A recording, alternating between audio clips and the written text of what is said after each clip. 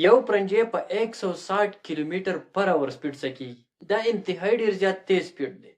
دا په موټروي باندې د یو ګاډي د سپیډ نه هم سوا دی. په موټروي باندې نارمل سپیډ 120 کیلومتر پر اور، خو انسان چې کله پرنجی کوي دا په 160 کیلومتر پر اور رفتار سره وایي. دا انتهایی ډیر زیات په تیز سپیډ کې کیږي. تقریبا 1 لاک ډراپلیټس د خولې نه داري کیږي.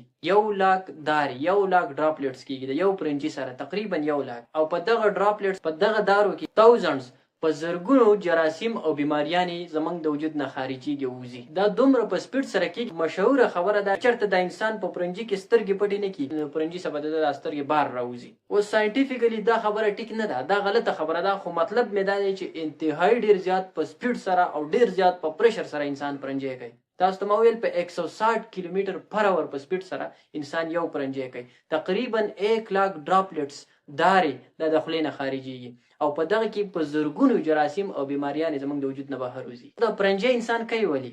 دې ته ویل کېږي سنیزینګ، چینګ، پرنجی. دا زموږ یو نیچرل ډیفنس دی. تاسو ته مو ویل په دې کې بلاشه بیماریانې، بلاشه جراثیم موږ د خپل خولې نه، موږ د خپل وجود نه خارجو. نو دا زموږ یو ډیفنس سیستم دی.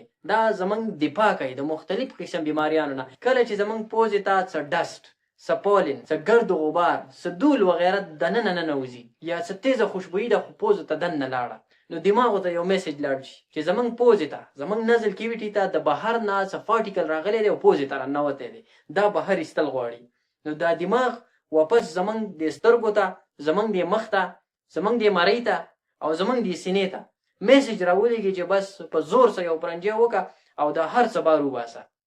دا میسج چې کله راشي د پرنجي دپاره انسان تیاری شروع کړي، سترګې پټې کړي، مخ راټول شي، سینه دننه راټوله شي، د مرۍ د مسل چې دا راټول شي، دا ټول د یو ربړ په شان راټول شي، یو بړق وکړي. دننه چې څومره پریشر دی، څومره هوا ده، په 160 کیلومتر پر اور رفتار سره یو بړق وکړي، ټول هر څه د پوزې او د خولې په ذریعه باندې بار راوباسي. نو دا زمونږ یو قدرتي دفاعي نظام دی. دا زمونږ د بیماریانو نه بچاو دی. دا پرنجی وکړو، ستا د وجود نه بیماریانې، جراثیم بهر خارج شو، ته الحمدلله ووایه، او چې څوک یې واوري هغه دې ورته یرحمک الله ووایي چې الله دې په تا نور هم رحم وکړي.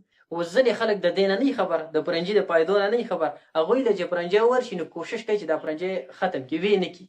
اوس د پرنجي نه کولو نقصان کېدلی شي. نقصان یو خو ظاهري غټ نقصان دا وشو چې ستا په وجود کې کم فارن باډي، کم پولن یا کم ذرات، څه ډست پارټیکل پوزې ته داخل شوي و، هغه دې راونیستل، هغه پرنجی دې په زور دباو کو، ختم دې کو، ورک دې کو. بل دا چې څه جراثیم بهر راوتل هغه ته راوینیستل.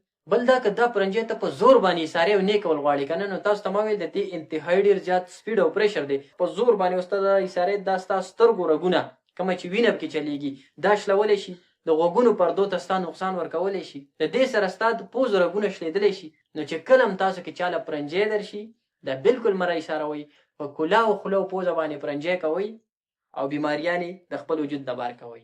دا د الله یو نعمت دی، شکر پرې وباسئ.